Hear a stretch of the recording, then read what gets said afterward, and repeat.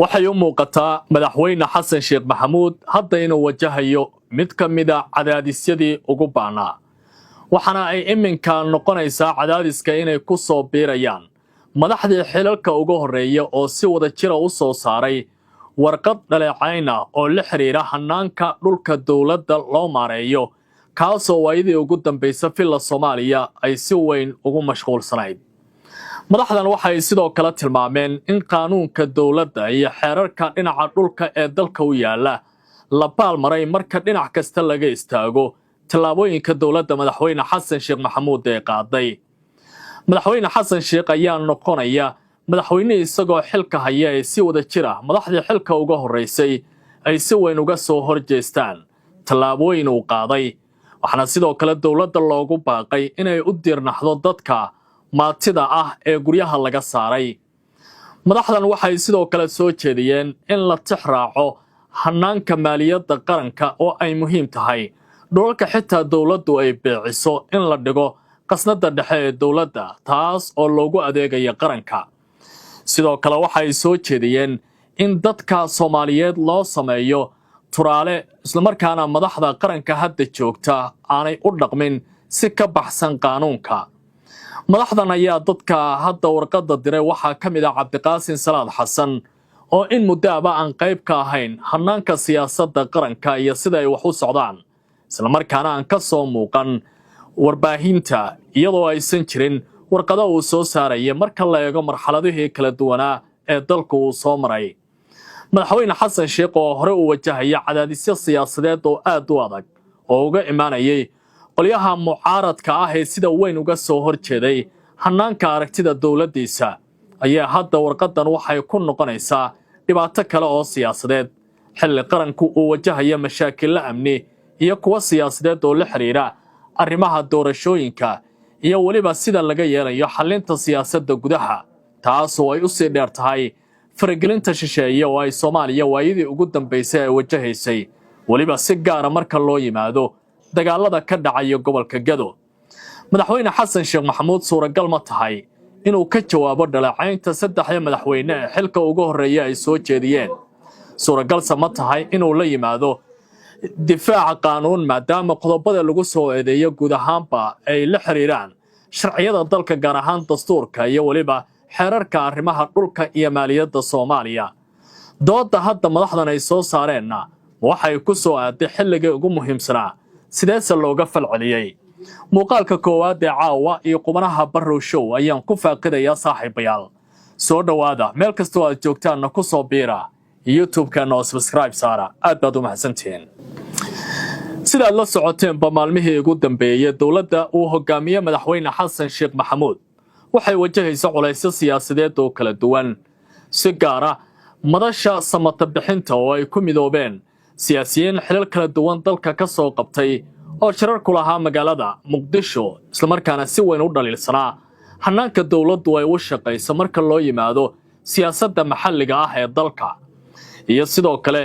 xubnaha maamul goboleedyada madaxda ka qaarkood oo ka baxay hanaanka dowladdu ay u shaqeyso isla markaana xiriirka u jiray dowladda federaalka maamuladaasi waxaa ka mid ah Puntland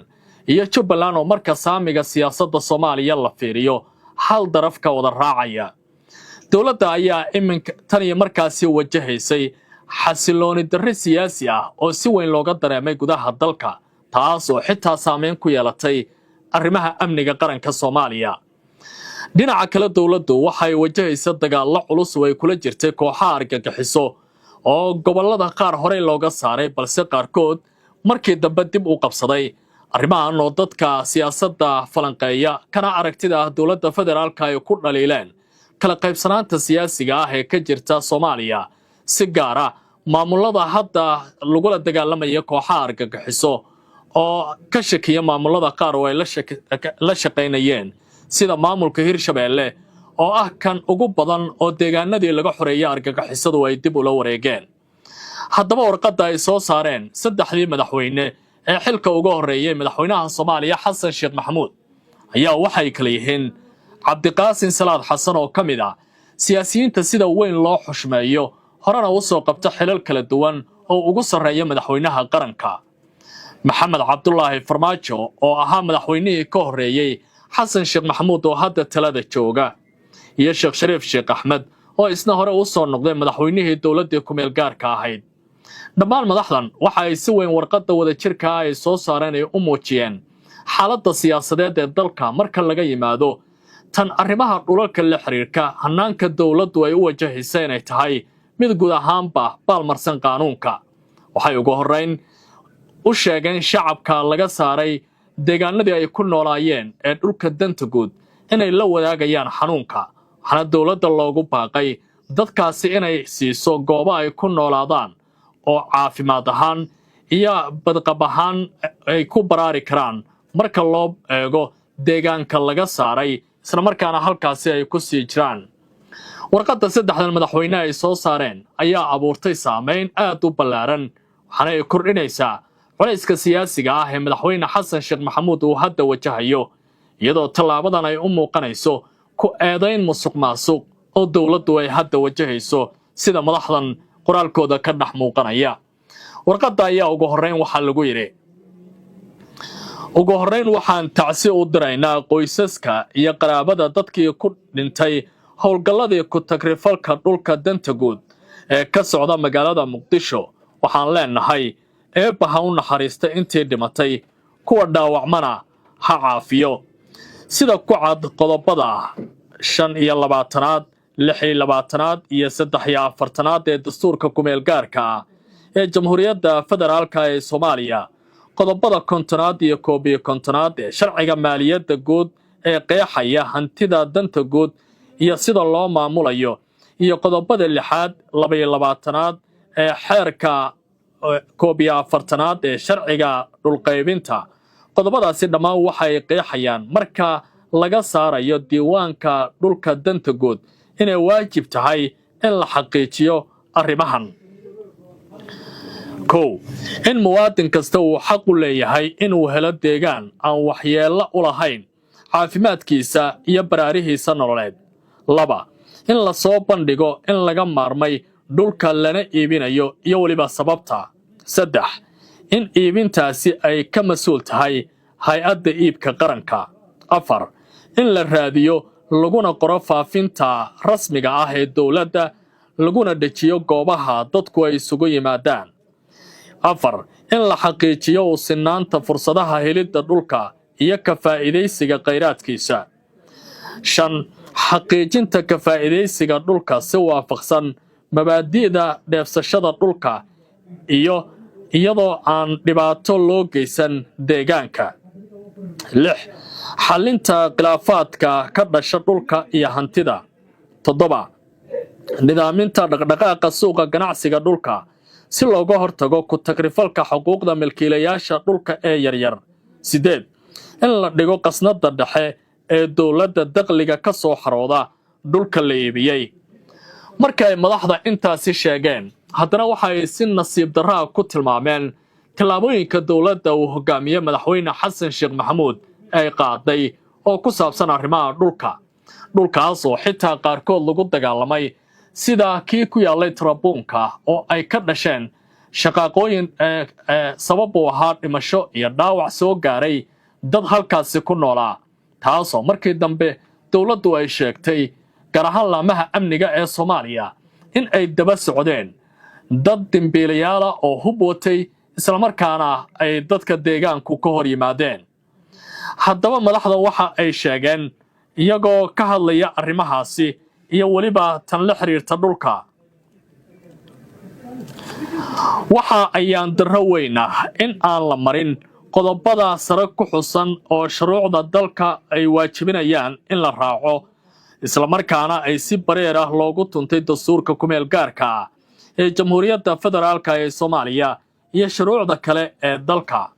haddaba innaga oo tixgelinayna cabashooyinka isdaba joogga ah ee naga soo gaaraya qoysaska la barakiciyey waxaan soo jeedinaynaa in madaxweyne xasan sheekh maxamuud uu qaado tallaabooyinkan 1 in uu ka waantoobo ku tagrifalka hantida danta guud iyo waliba awood sheegashada baa layidhi dadka danyarta ah ee uu u dhaartay inuu u adeego 2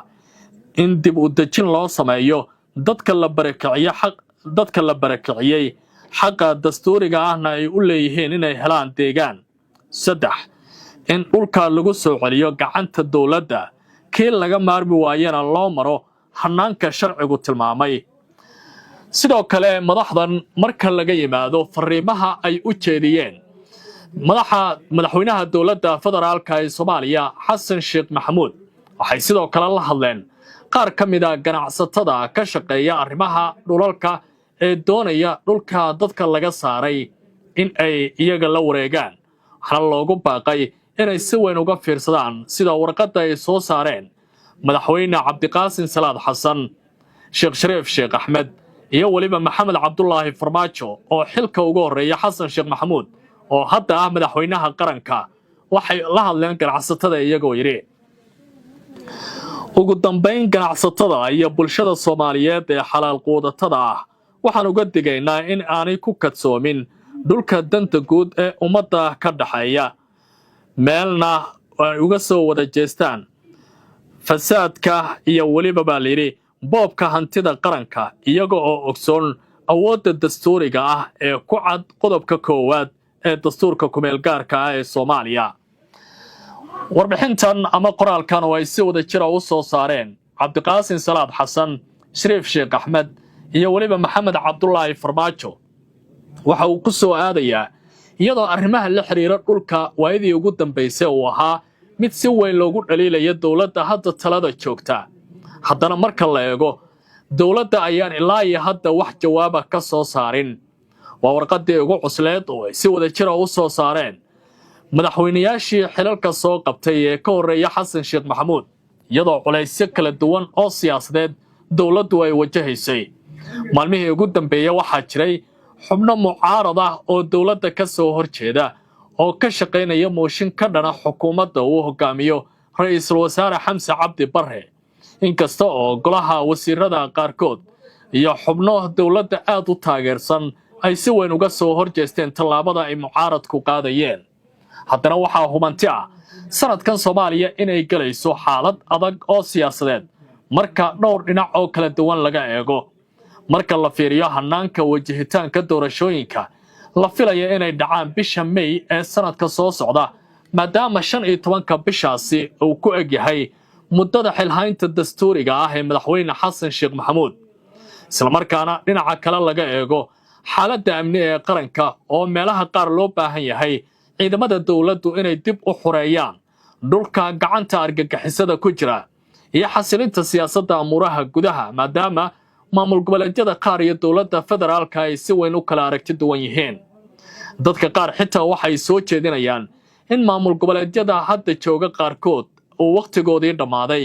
loona baahan yahay hanaankii lagu bedeli lahaa ama doorashooyin loola geli lahaa madaxda hadda maamul goboleedyadaasi hogaaminaya.